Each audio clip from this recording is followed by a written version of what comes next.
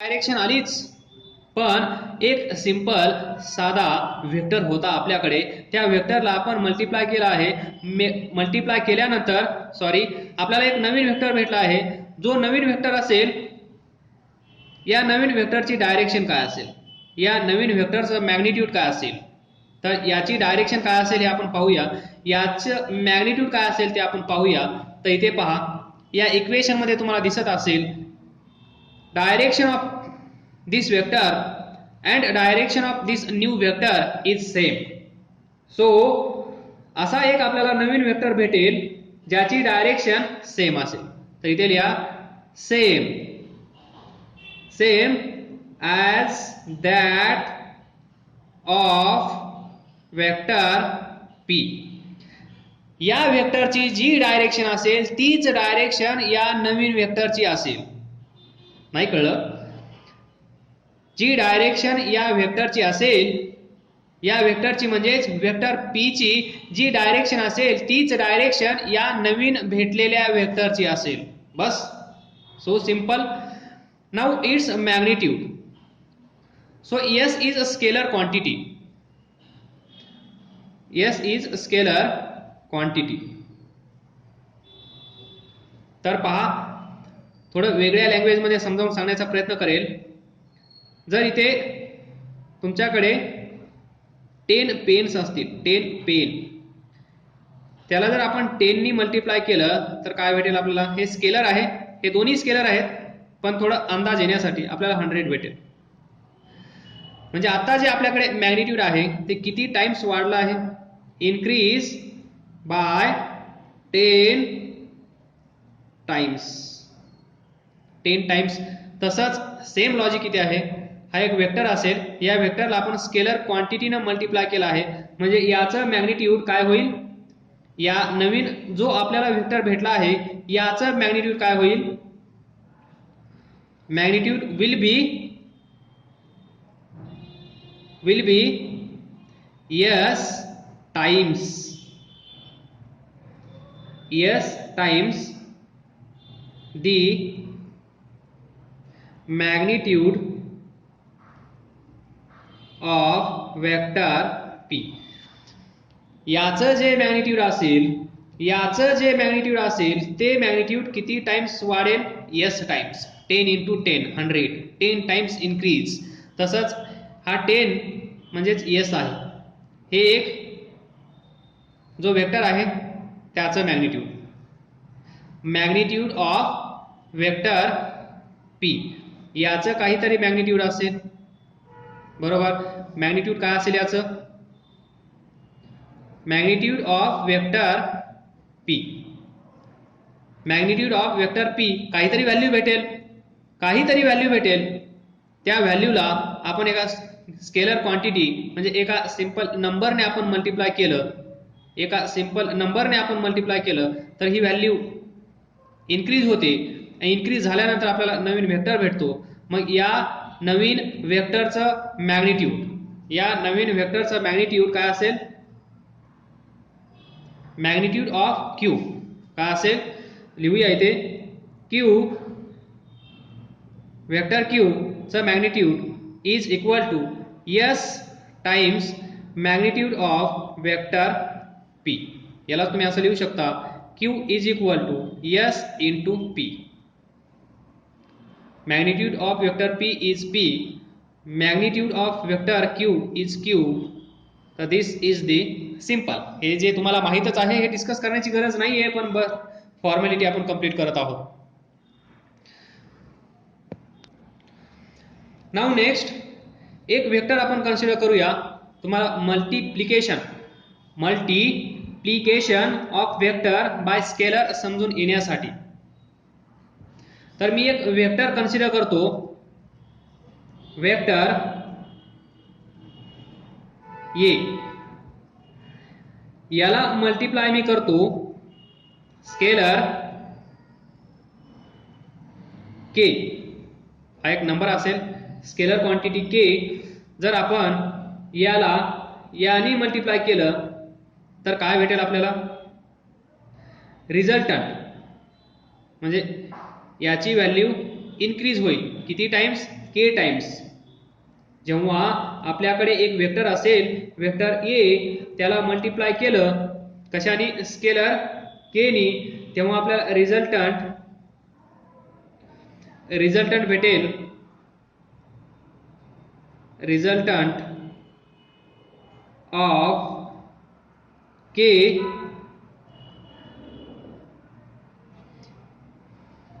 Into vector. इथे S घेतला होता, इथे मी के घेतला आहे. एस टाइम्स दिस, के टाइम्स, आता यांचा रिझल्टंट काय येतो ते पहा, has resultant of K into this vector, याचं मॅग्निट्यूड काय असेल पहा. दुसऱ्या लँग्वेजमध्ये सांगण्याचा प्रयत्न करेन मी, हेच डबल रिपीट होत आहे. तर एक वेक्टर आहे वेक्टर ए, याला जर आपण 4 नी मल्टिप्लाय केलं तर काय भेटेल आपल्याला, 4 ए बरोबर 4 टाइम्स दिस. या वेक्टरला 4 नी मल्टिप्लाय केलं तर आपल्याला काय भेटेल, 4 टाइम्स दिस. म्हणजेच हा वेक्टर एवढा आहे, तर आता किती असेल, एवढा. कारण आपल्याला माहित आहे लेंथ सेगमेंट ही जी आहे, लाईन सेगमेंट याची जी लेंथ आहे तीच आपल्याला त्याचं मॅग्निट्यूड सांगत असते. मग याचं मॅग्निट्यूड ए साठी एवढा असेल, तर 4 टाइम्स दिस वेक्टर, 4 टाइम्स दिस वेक्टर काय असेल, 4 टाइम्स त्याची लेंथ वाढलेली असेल. तर याचं मॅग्निट्यूड काय असेल, 4 टाइम्स दिस वेक्टर.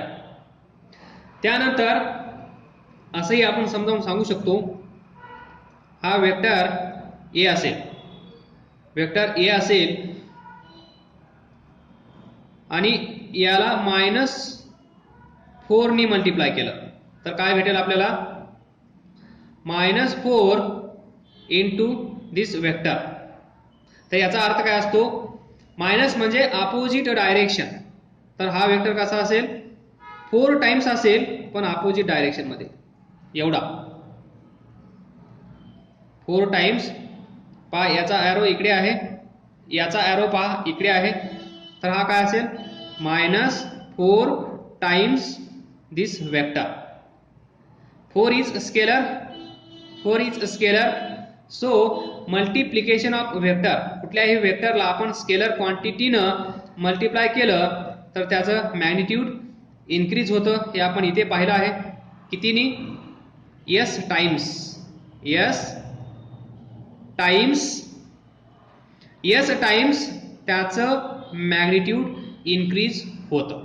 आणि हे दाखवणारा हा छोटासा एक्सपेरिमेंट, हा वेक्टर असेल, याला 4 नी मल्टिप्लाय केलं +4 नी, तर डायरेक्शन दोघांची सेम असेल, दोघांची डायरेक्शन सेम असेल. इथे लिहून ठेवतो, डायरेक्शन कशी आहे, सेम. इथे पहा, जेव्हा आपण या वेक्टरला -4 नी मल्टिप्लाय करू, जेव्हा आपण या वेक्टरला -4 नी मल्टिप्लाय करू, तेव्हा आपल्याला -4 टाइम्स दिस वेक्टर भेटेल. आणि मायनस म्हणजेच अपोजिट डायरेक्शन, अपोजिट डायरेक्शन. तर लक्षात आला असेल तुमच्या मल्टिप्लिकेशन ऑफ वेक्टर कसं करायचं ते. Next, addition and subtraction of vectors. Addition and subtraction of vectors, हे या अगोदरच्या लेक्चर मध्ये पण थोडं फार मी तुम्हाला सांगितलं आहे. तर याचा इफेक्ट काय होतो पहा.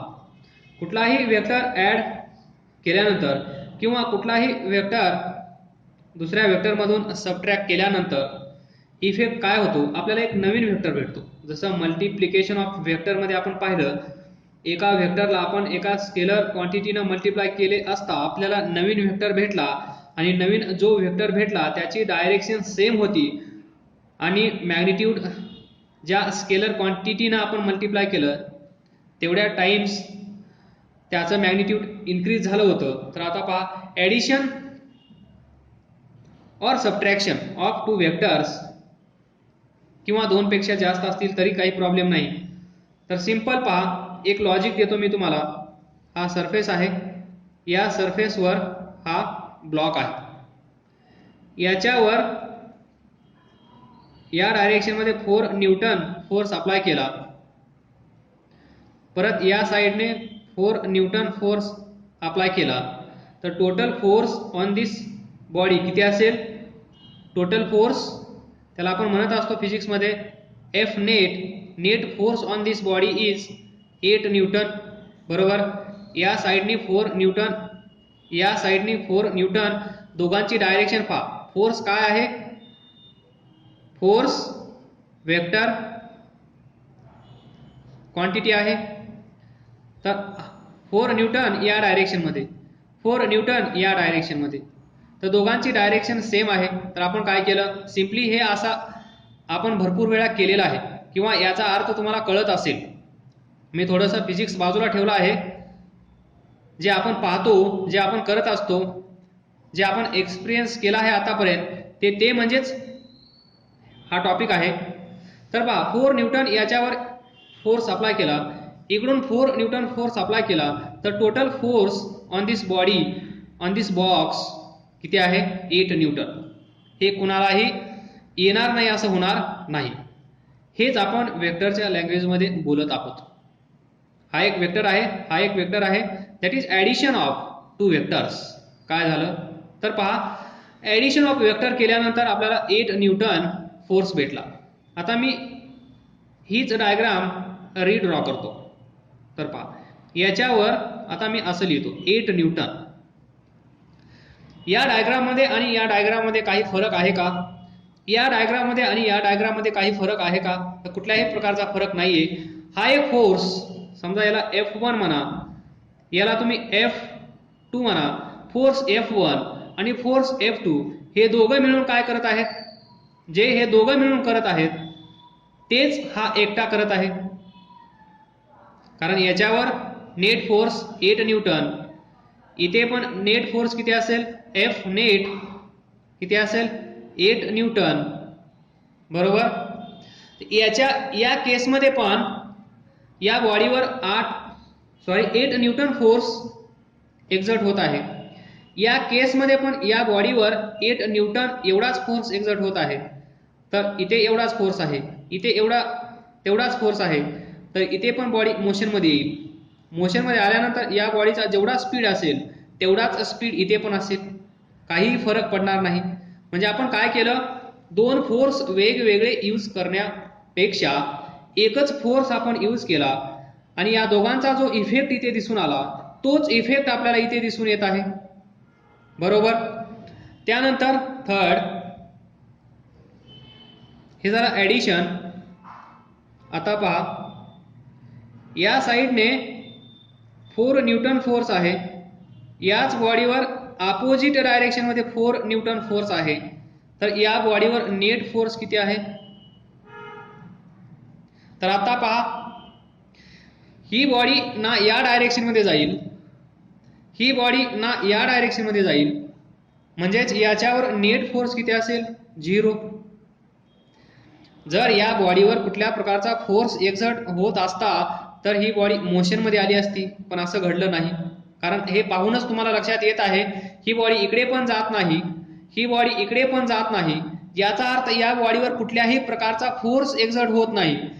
या बॉडीवर कुठल्याही प्रकारचा फोर्स एक्झर्ट होत नाही, याचा अर्थ फिजिक्स मध्ये काय? F net resultant force on this body is 0. जर कुठल्याही बॉडीवर 0 फोर्स एक्झर्ट होत असेल तर ती बॉडी मोशन मध्ये येत नाही. नाव हेच मी थोडं असं सांगण्याचा प्रयत्न करेल तुम्हाला.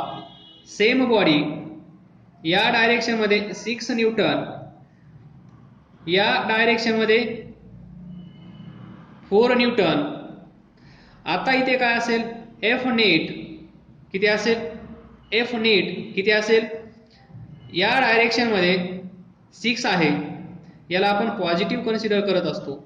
या डायरेक्शन मध्ये 4 न्यूटन आहे, याला निगेटिव्ह कन्सिडर करत असतो. Negative x axis, positive x axis. तर नेट रिझल्टंट फोर्स फाइंड करत असताना हा 6 पॉझिटिव्ह आहे म्हणून +6, हा निगेटिव्ह डायरेक्शनमध्ये आहे म्हणून -4, आपल्याला भेटेल 2 न्यूटन. सो एफ नेट हा जो 2 न्यूटन असेल तो कोणत्या डायरेक्शनमध्ये असेल? हा कोणत्या डायरेक्शनमध्ये असेल? ज्या डायरेक्शनमध्ये लार्जर फोर्स आहे, ज्या डायरेक्शनमध्ये लार्जर फोर्स आहे त्या डायरेक्शनमध्ये याची हा फोर्स ऍक्ट करेल. म्हणजे याची डायरेक्शन कशी असेल? या डायरेक्शनमध्ये, म्हणजे या डायरेक्शनमध्ये, कारण या साईडचा जास्त आहे. तुम्हाला इथे पाहिल्यानंतर पण कळत आहे ही बॉडी कुठल्या डायरेक्शनमध्ये जाणार आहे? या डायरेक्शनमध्ये मूव्ह होणार आहे, कारण जास्त फोर्स या डायरेक्शनमध्ये अप्लाय केला गेला आहे, कमी फोर्स या डायरेक्शनमध्ये अप्लाय केला गेला आहे. तर ही बॉडी या डायरेक्शनमध्ये जाईल, ही बॉडी या डायरेक्शनमध्ये जाईल. तर ही बॉडी या डायरेक्शनमध्ये किती न्यूटन फोर्समुळे जाईल? तर ही बॉडी 2 न्यूटन या फोर्समुळे या डायरेक्शनमध्ये जाईल. तर हीच बॉडी मी तुम्हाला अजून वेगळ्या प्रकारे दाखवेन. तर पहा, ही बॉडी, हे दोन फोर्स, या 6 न्यूटनला मी असं लिहितो 2 न्यूटन अँड 4 न्यूटन, या डायरेक्शनमध्ये आहे 4 न्यूटन. तर इथे आपण पाहिलं 4 न्यूटन या डायरेक्शनमध्ये असेल, त्याच्या अपोजिट डायरेक्शनमध्ये 4 न्यूटन असेल, तर नेट रिझल्टंट फोर्स 0 असतो. तर पहा इथे हा 4 आणि हा 4 इथे जसा आहे तसंच इथे आहे, म्हणजे हे दोन फोर्स कॅन्सल होतील. मग या बॉडीवर नेट रिझल्टंट फोर्स किती असेल? हा 2 न्यूटन. म्हणजे हे जी सिच्युएशन आहे ही सिच्युएशन अशी आपण दाखवू शकतो. आणि इथे 4 न्यूटन एकमेकांना अपोजिट डायरेक्शन मध्ये आहेत, ते एकमेकांना कॅन्सल करतील. जसं इथं कॅन्सल केलं तसंच हे कॅन्सल होतील, आणि हे कॅन्सल झाल्यानंतर शिल्लक असेल 2 न्यूटन. आणि या 2 न्यूटनमुळे ही बॉडी या डायरेक्शनमध्ये जाईल, जे आपण इथे लिहिलं. 2 न्यूटनमुळे ही बॉडी या डायरेक्शनमध्ये जाईल. कारण काय असेल? तर कारण net resultant force on this body is in this direction.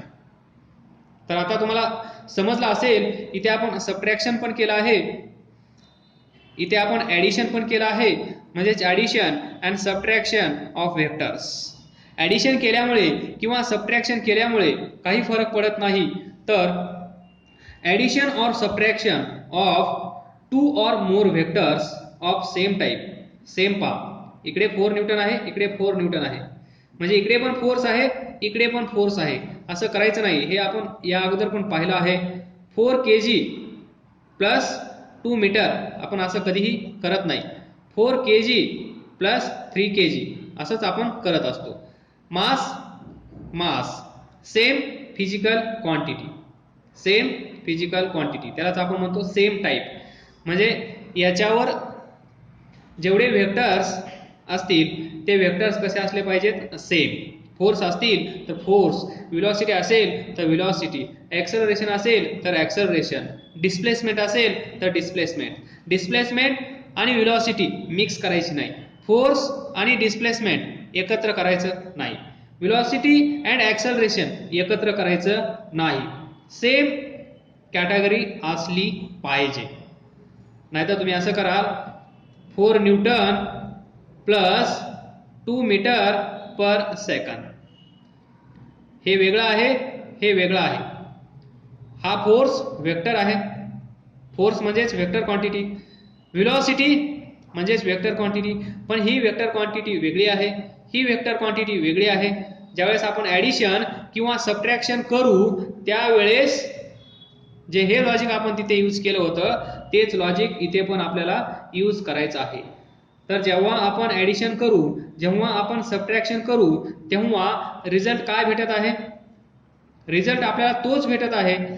इथे जो रिझल्ट भेटला तोच ऍडिशन केल्यानंतरही रिझल्ट भेटला, बरोबर. त्यानंतर इथे सबट्रॅक्शन केल्यानंतर, तर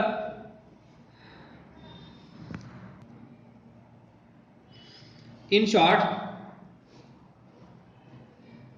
या बॉडीवर F1 फोर्स हा वेक्टर, त्यानंतर F2 हा वेक्टर. तर आपल्याला नेट F वेक्टर काय भेटेल? F1 vector F1 plus vector F2. असं केल्यानंतर आपण ही डायग्राम अशी ड्रॉ करू शकतो. F vector. तर एफ वेक्टर म्हणजे हा वेक्टर, म्हणजे याच्यावर दोन सेम वेक्टर्स एक्झर्ट होत आहेत, सेम डायरेक्शन आहे, याचं मॅग्निट्यूड काहीतरी असेल, याचं मॅग्निट्यूड काहीतरी असेल. या दोघांना ऍड करून आपण हीच डायग्राम अशी रिड्रॉ केली म्हणजे हे अलाउड आहे. तर इथे जो इफेक्ट आपल्याला भेटेल, इफेक्ट, तोच इफेक्ट आपल्याला इथे भेटेल म्हणजे ऍडिशन केल्यानंतर. त्यानंतर ही बॉडी याच्यावर F1 या डायरेक्शन मध्ये, F2 या डायरेक्शन मध्ये. तर इथे आपल्याला काय भेटेल, एफ वेक्टर, एक नवीन वेक्टर भेटेल सबट्रॅक्शन केल्यानंतर. F1 vector minus F2 vector. आता हे मायनस कसं करायचं हे आपण पुढच्या लेक्चरमध्ये पाहणार आहोत. आता सध्या तुम्ही जे याच्या अगोदर मी लॉजिक सांगितलं इथे कन्सिडर करूया आपण. F1 vector is greater than F2 vector. हा मोठा आहे, इथे आपण 6 न्यूटन घेतलं होतं, इथे आपण 4 न्यूटन घेतलं होतं. 6 Newton is greater than 4 Newton, तेच लॉजिक इथे यूज केलं आहे. तर याची डायरेक्शन पॉझिटिव्ह आहे, याची डायरेक्शन निगेटिव्ह आहे, असं आपण ॲज्युम करून हे आपल्याला इक्वेशन भेटलं आहे. तर याला आपण म्हणतो ॲडिशन, याला आपण म्हणतो सबट्रॅक्शन. या केसमध्ये याला मी रिड्रॉ करण्याचा प्रयत्न करतो. आपण F1 ग्रेटर कन्सिडर केला आहे, तर नेट रिझल्टंट या डायरेक्शन मध्ये येईल. सो वेक्टर F हा वेक्टर म्हणजे हा वेक्टर, जसं इथे आपल्याला नवीन वेक्टर भेटला ॲडिशन केल्यानंतर, सबट्रॅक्शन केल्यानंतर आपल्याला एक नवीन वेक्टर भेटेल. तोच वेक्टर F1 ग्रेटर आहे म्हणून त्याची डायरेक्शन जो ग्रेटर आहे त्याच्याच डायरेक्शन मध्ये हा रिझल्टंट फोर्स असेल. तर या केसमध्ये जो इफेक्ट आपल्याला भेटेल म्हणजे एवढे फोर्सेस या बॉडीवर अप्लाय केल्यामुळे जे घडत आहे तेच इथे पण घडणार. म्हणजे दोन वेगळे फोर्स आणि हा एकटा, या दोघांचा इफेक्ट एकच असेल हे दाखवणारा हा छोटासा एक्सपेरिमेंट. त्यानंतर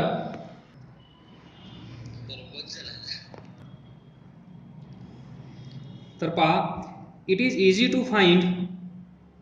to find the addition of vectors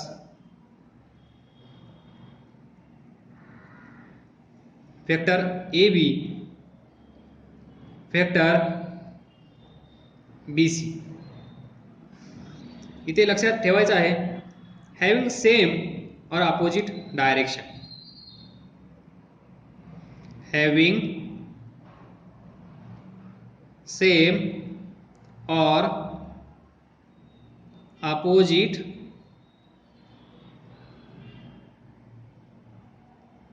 direction but different magnitude, different magnitudes.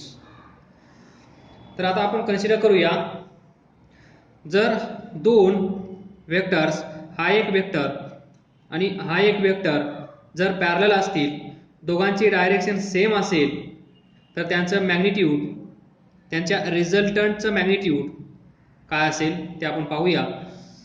The magnitude of their resultant, हा एक वेक्टर, हा एक वेक्टर, वेक्टर पहिला, वेक्टर दुसरा, त्यानंतर हे कसे आहेत पॅरलल, त्यानंतर डायरेक्शन सेम असेल, याची डायरेक्शन सेम असेल, तर आपल्याला या दोघांचं ॲडिशन केल्यानंतर काय भेटेल ते आपण पाहूया. तर पहा, the magnitude of vector, magnitude of their resultant, या दोघांचं ॲडिशन घेतल्यानंतर आपल्याला एक नवीन वेक्टर भेटेल.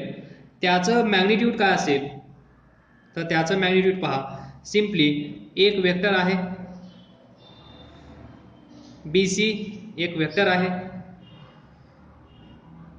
तर याचं मॅग्निट्यूड काय असेल? याचं मॅग्निट्यूड काय असेल? आलं लक्षात? याचं मॅग्निट्यूड हे, याचं मॅग्निट्यूड हे. तर या दोघांना ॲड केल्यानंतर जो आपल्याला तिसरा वेक्टर भेटेल, नवीन वेक्टर भेटेल, त्याचं मॅग्निट्यूड काय असेल? तर त्याचं मॅग्निट्यूड हे असेल, पहा, ए सी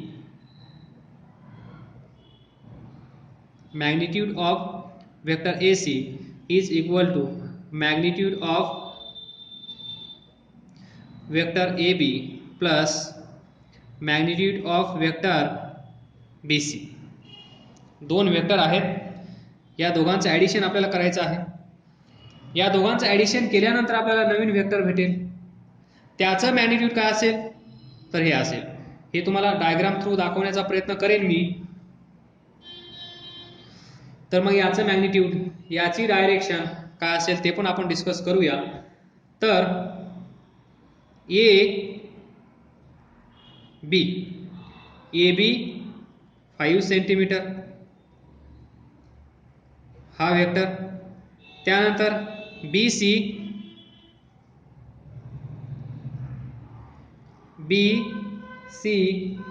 हा 7 सेंटीमीटर. या दोघांचा रिझल्टंट न्यू वेक्टर काय असेल? तर पहा,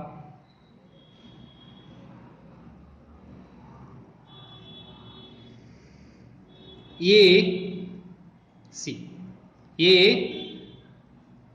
vector A B plus vector B C will give us vector A C. 5 plus 7 12. इथे लिहूया 12 सेंटीमीटर. सिंपल लॉजिक आहे. A B plus B C 5 centimetre plus 7 centimetre will give us 12 centimetre. आता 12 centimetre म्हणल्यानंतर हे पहा.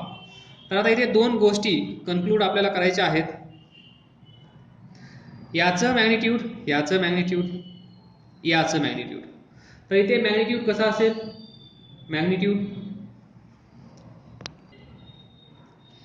मॅग्निट्यूड तर तुम्हाला भेटला आहे 12 सेंटीमीटर.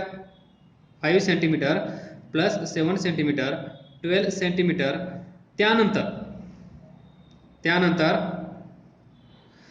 ए सी ची डायरेक्शन पहा, और वेक्टर ए सी जो आपल्याला नवीन वेक्टर भेटला, वेक्टर ए सी, याची डायरेक्शन पहा. द डायरेक्शन ऑफ रिझल्टंट हा काय आहे? रिझल्टंट हा काय आहे? रिझल्टंट. याचा जो आपल्याला रिझल्टंट भेटला आहे, या दोघांचं ॲडिशन केल्यानंतर जो रिझल्टंट भेटला आहे, वेक्टर ए सी हा रिझल्टंट वेक्टर आहे. तर याची डायरेक्शन पहा. डायरेक्शन कशी आहे? या दोघांची डायरेक्शन जी असेल, direction of resultant is same as that of individual vectors. यांची जी डायरेक्शन आहे तीच डायरेक्शन याची आपल्याला भेटली आहे या केसमध्ये. So this is more about addition of two vectors. We can add more than two vectors also. Now see here, हे 5 plus 7 is equal to 12, that is 12. कसं येतं? याचं लॉजिक काय? याच्या पाठीमागे कोण दडलेला आहे? 5 plus 7 is equal to 12 असं वेक्टरमध्ये कधी होत नसतं, पण इथे कसं पॉसिबल आहे ते आपण पुढच्या लेक्चरमध्ये पाहणार आहोत. तत्पूर्वी एवढंच लक्षात ठेवा, 5 plus 7 is equal to 12 centimetre, and direction of this resultant vector is in the direction of this individual vector.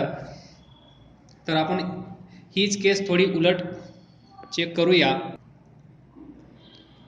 Now see here, resultant आपण असा फाइंड करत असतो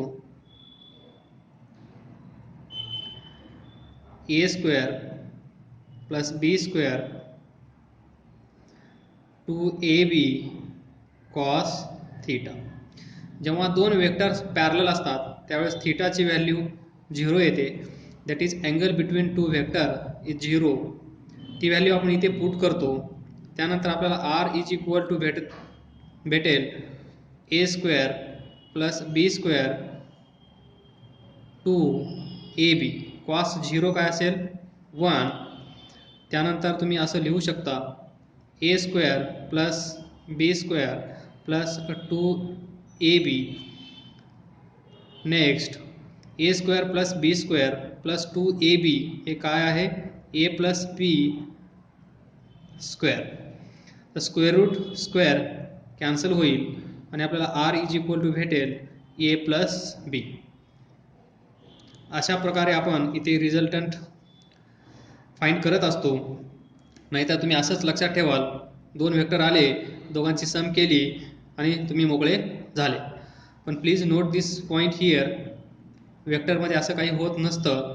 ही एक स्पेशल केस आहे ज्यावेळेस दोन वेक्टरमधील अँगल 0 असतो त्याच वेळेस हे पॉसिबल होतं, अन्यथा हे पॉसिबल नाही आहे. नाव सी हे आपण पुढच्या लेक्चरमध्ये पाहणार आहोत इन डिटेल्स. नाव see vector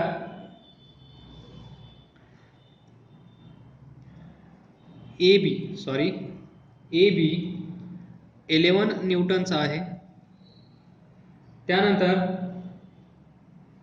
opposite direction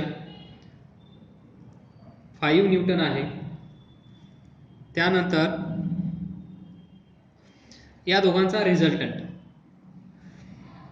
if the individual vectors are anti parallel. ही केस कोणती आहे अँटी पॅरलल. या अगोदर आपण पाहिलं पॅरललमध्ये काय होत असतं ते. आता इथे पहा या वेक्टरची डायरेक्शन पहा, या वेक्टरची डायरेक्शन पहा कशा आहेत अपोजिट टू इच अदर, एकमेकांना पॅरलल आहेत. That is anti parallel. In short लिहू शकता तुम्ही in opposite direction. Opposite direction.